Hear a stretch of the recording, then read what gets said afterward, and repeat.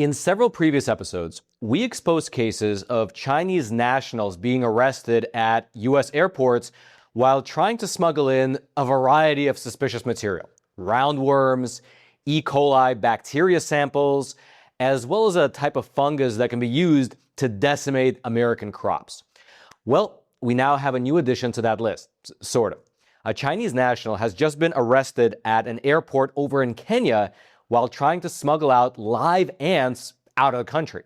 Specifically, Mr. Zhang Kechun, a citizen of mainland China, he was arrested at the main international airport in Nairobi, which is the capital city of Kenya.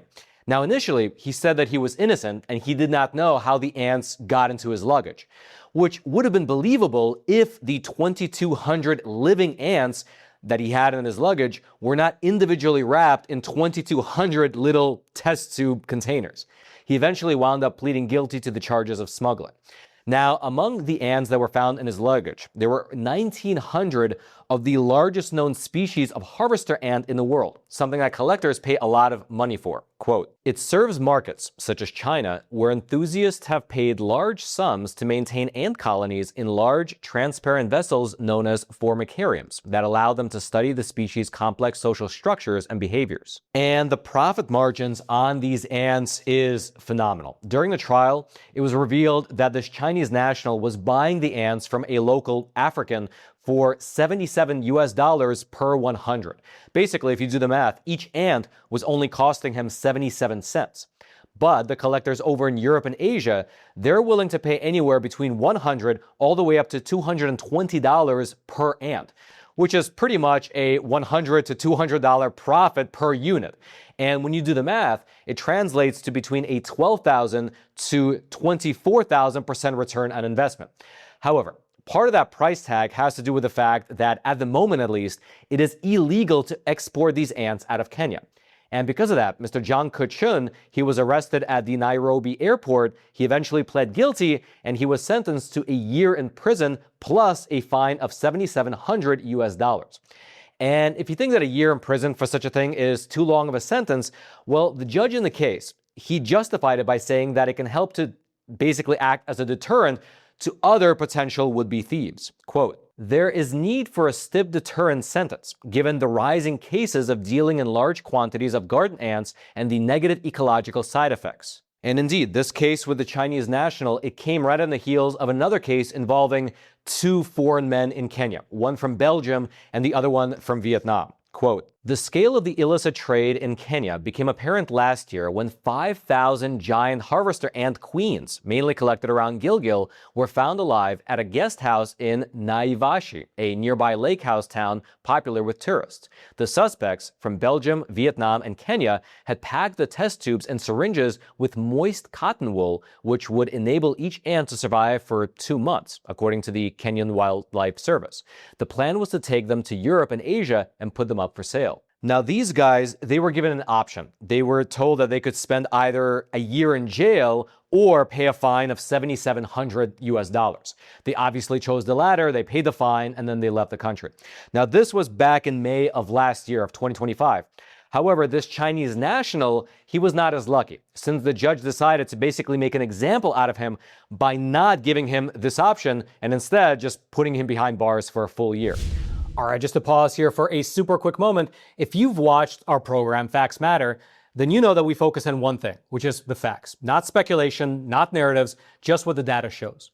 And right now, the data globally is pointing in a direction people should really be paying attention to, which is the fact that global conflicts are fueling market uncertainty. That's why I believe in owning something real, something physical, something that the government can't just inflate away, which is physical gold and physical silver from today's sponsor, which is American Hartford Gold, the company that I trust and who I've been personally buying from for many years now. These are tangible assets. They're not tied to policy decisions or shifting narratives. Gold has held its value for thousands of years through inflation, currency changes, the rise and fall of empires, as well as general global instability. In a certain sense, gold actually thrives in periods of global instability. And American Hartford Gold is a good company. They have an A+ rating with the Better Business Bureau, thousands of 5-star reviews. They can deliver your gold and your silver directly to your doorstep, or they can help you set up a gold IRA if you're trying to diversify your retirement. And right now, when you call and mention my name, Roman, you can get up to $20,000 in free silver with your first qualifying purchase. So give him a call, 866-242-2352, or just text Roman to 65532. That's again, 866-242-2352, or text Roman to 65532. I'll also throw all their details. You'll be able to find them down in the description box below. Now, all these guys, they were looking to specifically sell queen ants, which in this particular ant species can lay enough eggs to basically build the whole colony by herself. Quote, a single fertilized queen is able to create a whole colony and can live for decades, and can be easily posted as scanners do not tend to detect organic material. They are one of the most enigmatic species of ants. They form large colonies, engage in interesting behaviors, and are easy to keep. They are not aggressive. And so that's basically what's happening. These traffickers essentially are trying to take the ant queens out of the country and sell them to the highest bidder somewhere in Europe or Asia so that they can grow their own makeshift ant colony at home. Now, one of the questions that you might have listening to this is, what exactly is the problem here? Because when it comes to things like rhino horns or elephant tusks, it's understandable why countries like Kenya decide to crack down on that type of smuggling, because you obviously have to kill the elephant or the rhino to get their tusks or their horns. But ants are abundant. It's hard to imagine that the demand for ants will be so high that the country of Kenya would ever run out of ants. And so instead, the reason given for the ban is twofold. Firstly, is the potential ecological problems that the receiving country might encounter. Not Kenya, but rather the country that's importing the ants.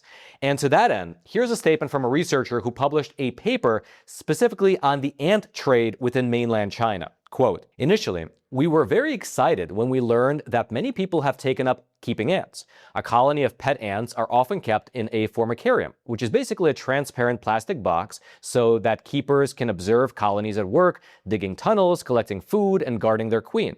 I'd say it's quite charming and can be a good way of educating people about insects and their behavior. But then we realized, wait, isn't keeping invasive species incredibly dangerous? Monitoring online sales of more than 58,000 colonies in China over 6 months, the researchers found that more than a quarter of the traded species were not native to China, despite it being illegal to import them. If the trade volume of invasive ants continues to grow, it's only a matter of time before a few escape from their formicaria and become established in the wild. And in terms of the specific problem for the local ecosystem, there was a paper published in the Journal of Biological Conservation, you can see it up on your screen, which said that the release of these giant African harvester ants into mainland China could do something as serious as the following, quote, disrupt predominantly grain-based agriculture in southeastern China. And you can also imagine that the same thing would apply to both Europe as well as America.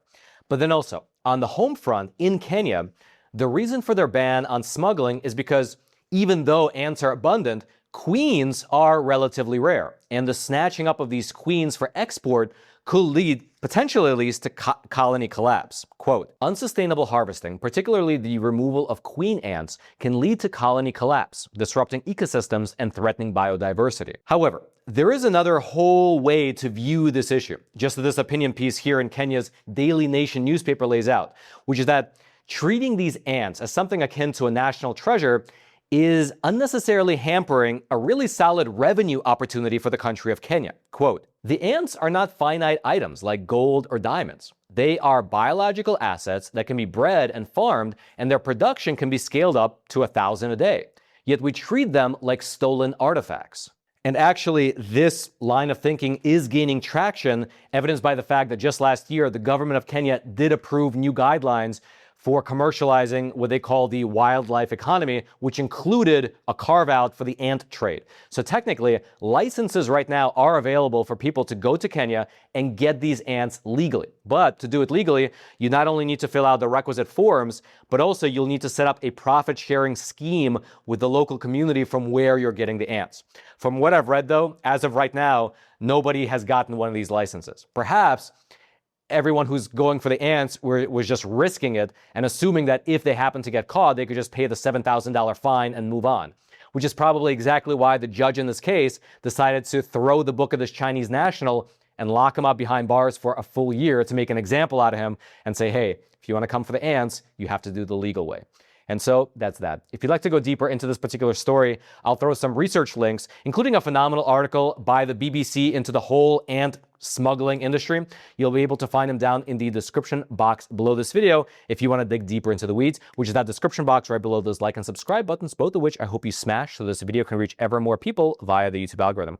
And then until next time, I'm your host, Roman from the Epoch Times. Stay informed, and most importantly, stay free.